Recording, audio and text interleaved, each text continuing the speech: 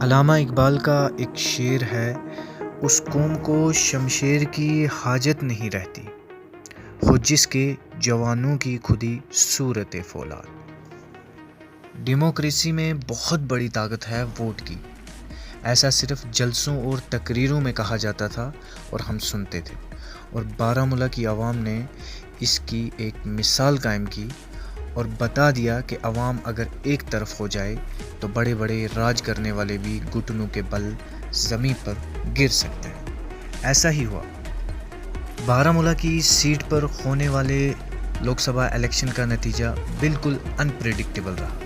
ایک طرف N C پی سی نے روڈ شوز کیے، ریلیز کی، جلسے کیے، لیکن لوگوں کا ووٹ اور ساتھ حاصل نہیں کر پائے جو انجینئر رشید نے جیل میں بیٹھ کر حاصل کر لیا۔ جب انجینئر رشید کا نام الیکشن کے لیے سامنے آیا تھا تو کئی لوگوں نے یہ کہا تھا کہ یہ کوئی چال ہے ووٹ کو ڈیوائیڈ کرنے کی، باقی انجینئر رشید تو گنتی میں نہیں۔ یاد رہے میں نے پچھلی ویڈیو میں اس بارے میں بات کی تھی کہ این سی کے ووٹ تو ڈیوائیڈ ہو ہی رہے ہیں، لیکن اسٹرانگ ہولڈ تھا جہاں پر پی سی کا، وہاں سے بھی لوگ انجینئر رشید کے ساتھ جڑنا شروع ہو چکے ہیں۔ لوگوں کا ماننا تھا جو بھی کینڈیڈیٹ جیتے گا وہ کچھ گنے چنے ووٹوں سے جیت حاصل کرے گا، کیونکہ تینوں کینڈیڈیٹ بہت اسٹرانگ نظر آ رہے تھے۔ لیکن انجینئر رشید نے نہ صرف بہت بڑے مارجن سے اس سیٹ پر جیت درج کی بلکہ farmer chief minister Omar Abdullah کو ہرا دیا۔ انجینئر رشید نے 4,69,574 ووٹ لے کر ایک بہت بڑی جیت حاصل کی۔ یاد رہے ووٹ ٹرن آؤٹ 10,27,084 تھا، جس میں انجینئر رشید نے 45.7% ووٹ لیے اور باقی کینڈیڈیٹ تو اس کے آس پاس بھی نظر نہیں آ رہے۔ 18 کی 18 کانسٹیچوئنسی میں انجینئر رشید کو اچھا خاصا ووٹ ملا، لیکن واگورہ، کریری، بارہمولہ، رفیع آباد، بانڈی پورہ، لنگیٹ، لولاب اور کرنا، ان تمام کانسٹیچوئنسیز میں انجینئر رشید کو دوسرے کینڈیڈیٹ کے مقابلے میں کافی زیادہ ووٹ ملے ہیں۔ تقریباً 55 سے 60% ووٹ صرف انجینئر رشید کو ملے۔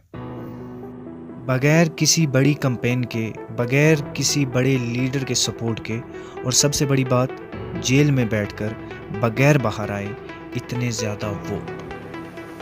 ہاں، حیران کن بات تو تھی جب 5,000 سے 50,000 اور 50,000 سے 1 لاکھ اور 1 لاکھ سے 1.5 لاکھ کی لیڈ بڑھتی جا رہی تھی، لیکن ایسا ممکن ہوا کیسے؟ اتنے زیادہ ووٹ ایک ایسے کینڈیڈیٹ کو جو پچھلے 5 سالوں سے جیل میں بند۔ اگر بات کریں اس 2024 کے الیکشن کی تو بارہمولہ کانسٹیچوئنسی کی جو تصویر تھی پولنگ سے پہلے کی اور نتائج والے دن کی، اس میں کچھ زیادہ فرق نہیں تھا۔ لوگوں کو یہ معلوم تھا انجینئر رشید ٹاپ 2 میں ہوں گے، لیکن اتنے بڑے مارجن سے جیت حاصل کریں گے یہ کسی نے نہیں سوچا۔ جہاں این سی اور پی سی بڑے بڑے جلسے کرا رہے تھے، روڈ شوز ہو رہے تھے، ریلیز ہو رہی تھی، سیکرٹ میٹنگز ہو رہی تھی، ووٹوں کا حساب لگایا جا رہا تھا، کمپین ہو رہی تھی، اپنا مینیفیسٹو بتایا جا رہا تھا، اور وہیں دوسری طرف انجینئر رشید کے بیٹے اور اس کی پارٹی کے کچھ گنے چنے لوگ بس لوگوں سے ملتے چلے گئے اور اپنا چہرہ دکھاتے چلے گئے اور لوگ خود بخود ان سے جڑتے چلے گئے۔ اور جب ووٹ دینے کی باری آئی تو بغیر سوچے سمجھے لوگوں نے یہ فیصلہ کیا کہ انجینئر رشید کو ووٹ دینا ہے۔ اس بات سے کسی کو انکار نہیں، سب سے بڑا ہاتھ اس جیت میں یوتھ کا رہا ہے۔ انہوں نے ایک فارمر چیف منسٹر کو ہرانے کا فیصلہ کیا اور دوسری طرف پی سی کے چیئرمین تھے سجاد غنی لون۔ مجھے ایسا لگتا ہے سجاد غنی لون نے پہلے ہی اپنی ہار تسلیم کر لی تھی جب انہوں نے یہ بیان دیا تھا کہ میری جیت اتنی ضروری نہیں جتنی ہار عمر عبداللہ کی ضروری ہے۔ ان کو اندازہ ہو گیا تھا کہ یوتھ، ینگ جنریشن کوئی طوفان لا رہی۔ عمر عبداللہ کے بھی کچھ ایسے ہی مایوس کن بیان سننے کو ملے۔ اب سوال یہ ہے کہ اس چنے ہوئے ایم پی کا کیا فائدہ ہوگا؟ کیا یہ عوام کے حق میں پارلیمنٹ میں اپنی بات رکھ پائیں گے؟ کیا یہ بارہمولہ کے لیے کچھ اچھا کر پائیں گے؟ تو اس سوال کا جواب نوجوانوں نے پہلے ہی دے رکھا تھا کہ ہمیں کوئی ایم پی نہیں چاہیے ڈیولپمنٹ کے نام پر. ہمارے حق کے لیے پہلے جو ایم پی آئے تھے انہوں نے کون سا جھنڈا گاڑ دیا. ہمیں تو بس ایک مظلوم، لاچار اور بے بس کو ووٹ دینا. ہمیں اس کی آواز بننا ہے جس کی آواز کو دبایا جا رہا ہے. ہمیں اس کے لیے بولنا ہے جس کے لیے 5 سالوں میں کوئی نہیں بولا. ہمیں اس کے لیے نکلنا ہے جس کو 5 سالوں سے قید رکھا گیا ہے. ہمیں ان سو کالڈ لیڈرز کو ان کی اوقات دکھانی ہے. ہمیں اچھی سڑکیں، ایس ٹی، پہاڑی، جنرل کے بہکاوے میں آ کر ووٹ نہیں کرنا. ہمیں کشمیری، پہاڑی اور گجر ان سب چیزوں کے لیے ووٹ نہیں کرنا. اور ایسا ہی ہوا. کسی نے نہ نقصان دیکھا نہ فائدہ دیکھا اور اپنا ووٹ دے دیا. نوجوانوں نے اپنی گاڑیاں نکالی، بغیر کسی فائدے کے کمپین کی شروعات کی اور لوگوں کو جوڑا. جتنا ہو سکا اتنا کام کیا اور ان کا ایک ہی مقصد تھا انجینئر رشید کو جتانا اور اس کو ممکن بنانا. جو فرسٹ ٹائم ووٹرز تھے جن کا ووٹ پہلی بار درج ہوا تھا، ان کی کل تعداد میں سے 75% ووٹرز نے انجینئر رشید کو ووٹ دیا. 25 سے 35 کے درمیان کی ایج گروپ کے جو ووٹرز تھے ان کا 45% ووٹ انجینئر رشید کو ملا ہے. اس سے اندازہ لگایا جا سکتا ہے کہ نوجوانوں نے انجینئر رشید کو فلی سپورٹ کیا.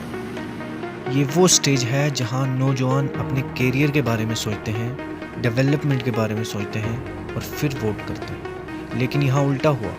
نہ کیریئر کی سوچ، نہ ڈیولپمنٹ کی پرواہ. آخر کیوں؟ کیا دوسرے کینڈیڈیٹس اس قابل نہیں تھے؟ کیا وہ ڈیزرو نہیں کرتے تھے؟ نوجوانوں نے یہ فیصلہ کر لیا تھا کہ بہت موقع دیے ان کو، کیریئر تو بنا نہیں، ڈیولپمنٹ تو ہوئی نہیں. اس سے اچھا ہے کسی ایسے کو موقع دیں جو ابھی اپنے آپ کے لیے بھی پورا نہیں. خیر، عوام نے جس کو چننا تھا اس کو چنا. آگے دیکھا جائے گا کیا کیا سٹیج آتے ہیں انجینئر رشید کی زندگی میں. اور سب سے بڑی بات، نوجوانوں کا ساتھ جس پلیٹ فارم نے دیا وہ تھا سوشل میڈیا. سوشل میڈیا نے ایک بہت بڑا رول ادا کیا. سوشل میڈیا کی وجہ سے کافی تعداد ووٹرز کی ووٹ دینے کے لیے پولنگ بوتھس پر پہنچی اور اس جیت کو ممکن بنا. علامہ اقبال کہتے ہیں، تیری خودی میں اگر انقلاب ہو پیدا، تیری خودی میں اگر انقلاب ہو پیدا، عجب نہیں کہ یہ 400 بدل جائے. بارہمولہ میں ایسا ہی دیکھنے کو ملا کہ نوجوانوں نے اس گھسی پٹی سیاست کے چنگل سے باہر آ کر ایک بدلاؤ لایا اور مثال قائم کی. تاریخ میں اس 2024 الیکشن کو یاد کیا جائے گا اور ایسے ہی نوجوانوں کی یکجہتی کی مثالیں دی جائیں.